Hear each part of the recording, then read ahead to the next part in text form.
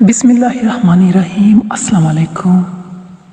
حدیث شریف میں ہے کہ ایک شخص نے آپ صلی اللہ علیہ وآلہ وسلم سے سوال کیا کہ یا رسول اللہ، نجات کس عمل میں ہے؟ آپ صلی اللہ علیہ وآلہ وسلم نے ارشاد فرمایا، نجات اس میں ہے کہ تو اللہ کو دھوکہ مت دے۔ اس نے کہا، اللہ کو کیسے دھوکہ دیا جا سکتا ہے؟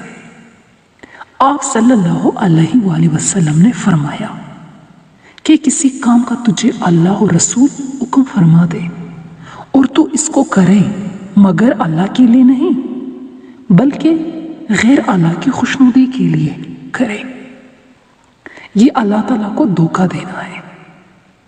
پھر آپ صلی اللہ علیہ وآلہ وسلم نے ارشاد فرمایا، ریا سے ڈرتا رہے کیونکہ وہ شرک اصغر ہے۔ قیامت کے دن ساری مخلوق کے سامنے ریاکار کو 4 ناموں سے پکارا جائے گا اور کہا جائے گا، او ریاکار، او غدار، او نافرمان، او برباد، تیرا عمل ضائع ہو گیا